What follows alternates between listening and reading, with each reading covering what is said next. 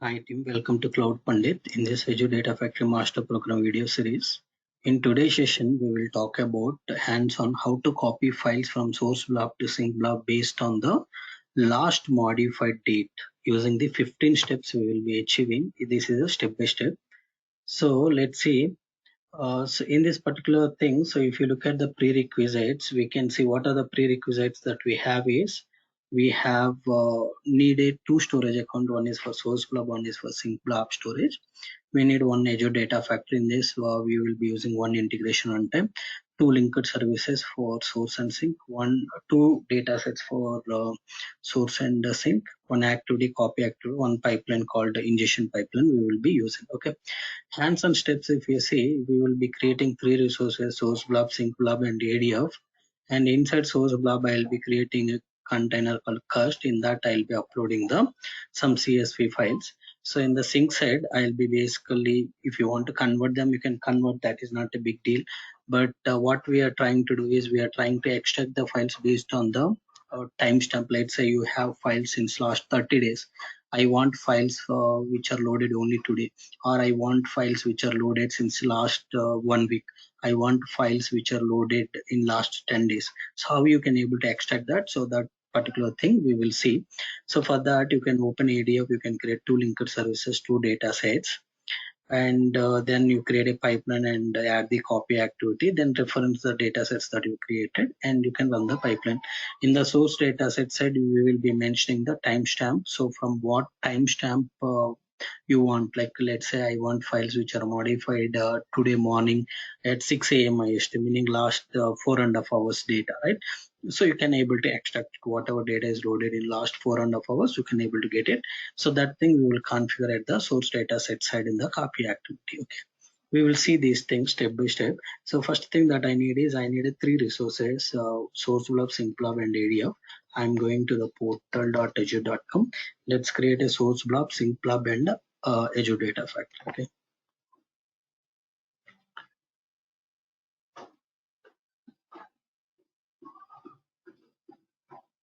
Go to storage accounts. Click create storage account. Yeah. So here you can set Cloud Pandit -dev-rj. Click OK.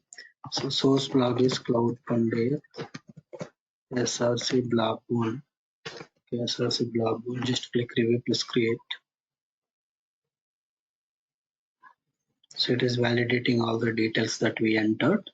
You can create it. So open second tab portal.azure.com. Let's create a second storage account. This is, you can call it as our sync storage account. Okay. So yeah, let's click on the storage accounts. Click create storage account. Select this resource group. Select the storage and Cloud Pandit sync blob 1. Click review plus create. Then click create. Come to the third tab. Go to portal.azure.com. Let's create our final service that we need is Azure Data Factory. Let's go to Data Factory. Let's create Data Factory. So this is basically resource group, right? So what I wanted to do is, so just choose this, choose the name of the Data Factory Cloud Pandit ADF v2 2108. Just click review plus create. Click create. So now if you look at the resources, we created source blob, sync blob, and ADF. Now we will go to the source blob and we will create a container, upload some CSV files. Sync side, I'll just create some cast out container. Let's do that. Go to source blob. Go to source blob. Click on containers here. Click on container. Give the container name as cust. Click create.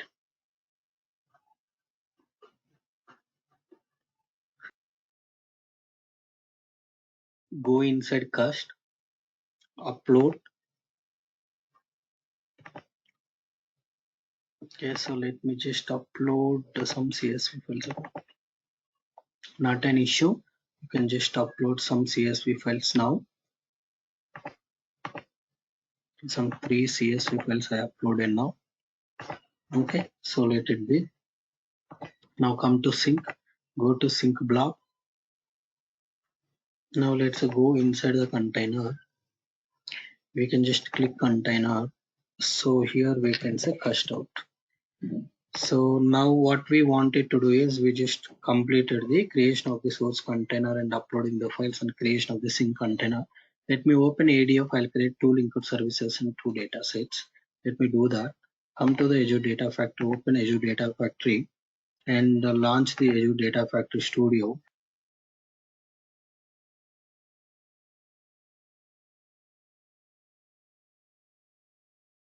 We can see right Azure Data Factory is open. Go to manage. Let's create a 2 linked service new.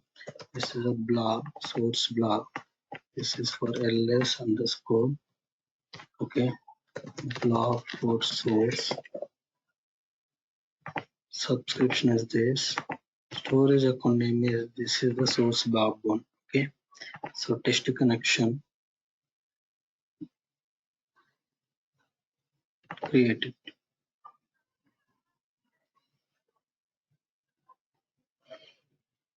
Click new. So this is a blob. Select blob. So now I need to create a linked service for sync. Select the sync storage. There's a subscription. There's a sync blob. Test connection created. So now you can see we have created the ls blob source, ls blob sync. So we created 2 linked services. One is for source, one is for sync. Now come to author. Let's create 2 data sets. New data set. This is for blob. So blob can be any like any type of format. You can select ds blob. This is a source. Any file format you can choose. Okay, this is a linked service. I'm choosing this container. Okay, just click OK, click OK. So now I just selected the container. If I use wildcard file path, everything will be copied into the sync, but we will be just filtering out based on the time. We will see that. Now let me create a sync data set blob as a CSV as it is. So ds for blob and sync. This is a linked service for sync. Browse it, select cast out. Okay, click OK, click OK. So now I want to load the filter, like whatever files I'm extracting from source, load it into the cast out container. So we completed till here. Let's add pipeline, add the copy activity, reference source dataset, sync dataset, and finally we can run this. Now come to the pipeline. You can name this as a ingestion pipeline, PL underscore data ingestion. Now we can just drag the copy activity, copy data. Source side I'll be choosing the source data set. Sync side I'll be using the sync data set. So source data set side, if you see wildcard file path, you can use and put the star. Now if you are just running the pipeline, it will copy all the files. Okay, so first let me just run this. I'll show you. It is basically going to copy all the files that we have, right? So if you just run this, you are running, right? Let's see, the first use cases we are testing with the wildcard file path without any last modified date. So if you just test with the last modified date, you see you don't have anything. Files read and written is 3 because all the files that we have loaded in the source side, everything is copied into the sync. So now sync side, I am just deleting this. Okay, so let's say source container side, I am uploading a one more file now. If you see, okay, so let's say I'm just uploading the all cust. Now my goal is basically, let's say only all cust.csv I want to load, but remaining 3 files I don't want to load. Okay, so maybe what you can do for that is very simple. You can come here. Okay, you can come here. So you know you want last like files which are loaded in last 2 minutes, right? In last 2 minutes, whatever files are loaded, only those files you want. Now the time is 10:50, but you want files which are loaded in You want the files which are loaded in last 2-3 minutes. So what you can do here, from time you need to set up. So add dynamic content. Here what I will be doing is I'll be just converting. Okay, so I'll just give here the IST time, but that I will convert into the UTC. Okay, so there are functions to UTC. So there is something called say convert to UTC. So how this function will work, if you keep it here, whatever date you are giving, that date you need to tell in which format it is. Let's say whatever date I'm giving, it is in IST. Okay, 2023 0821 is the today date. So I want files which are loaded at 10:48 minutes 00 seconds. If you see, this file is loaded at 10:50, but I need the files which are loaded at 10:48. 10 o'clock 48 minutes after that, whatever files are loaded, only those files I want. This time whatever I have given, this is a India standard time. Okay, so this time whatever I'm giving is India standard time. After this particular time, whatever time we have, so after this time whatever files are there, all those files I want to extract after the 10:48. Why I converted into UTC? Because this supports only UTC format. This is expects in UTC, but I have given IST for our understanding, then I am converting into the UTC. Now, before I run, I'll be loading one more file, not only allcost.csv. After 10:48 a.m. means the files which I am uploading, right? So after 10:48, if you have 10 files, 10 files. If you have 20 files, 20 files. If you have n number of files, all the n number of files will be loaded. After 10:48, what all files loaded? This file and this file. So cust outside, you don't have anything empty. Now I'm running pipeline, which basically filter out and takes the files which are loaded after 10:48 only. Okay, 10:48 only. Let's see that now how it works. Now you can see it is successfully completed. It picked only 2 files and it is loaded 2 files. Okay, now you can come here, refresh this. Now you can see allcust.csv credit 1 underscore daily.cs. Only these 2 files are picked and loaded into the target. Okay, this is a based on particular timestamp. If you want the files you want to copy only in last 4 minutes or 5 minutes or last 1 day or last you can say maybe 1 week, if you want you can just put that particular timestamp here. This timestamp we can just pass it through dynamically as well. So you have dynamic content, right? Using parameters we can able to pass. That is also we will be discussing in the future. Okay, so that's all for now, team.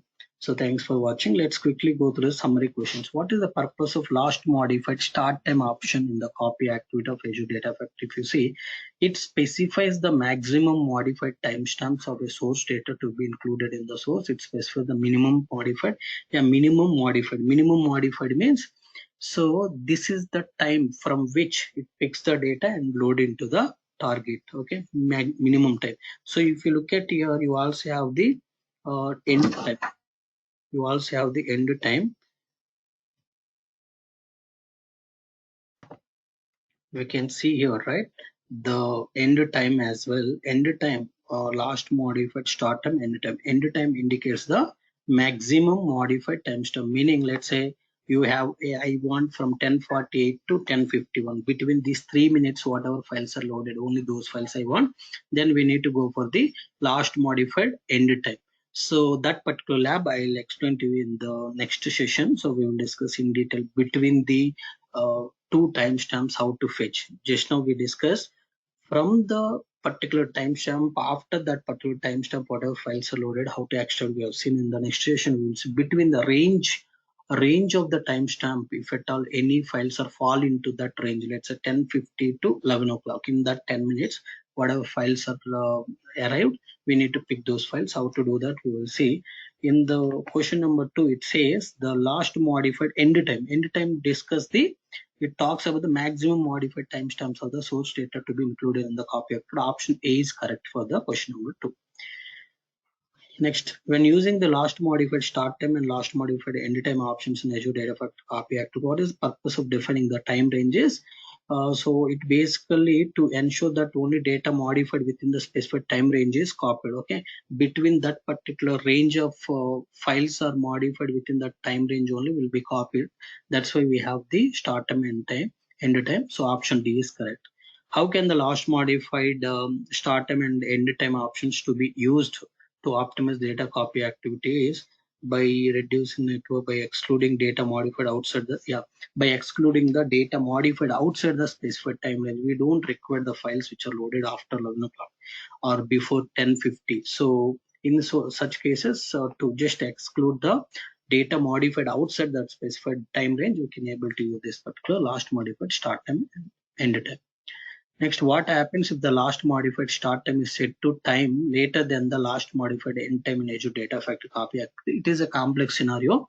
I'll explain to you. This is basically our copy activity will fail if you do this. Basically, like if you do start time is today and end time is yesterday, if you are given that is the reverse, right? Basically, if you do such type of things,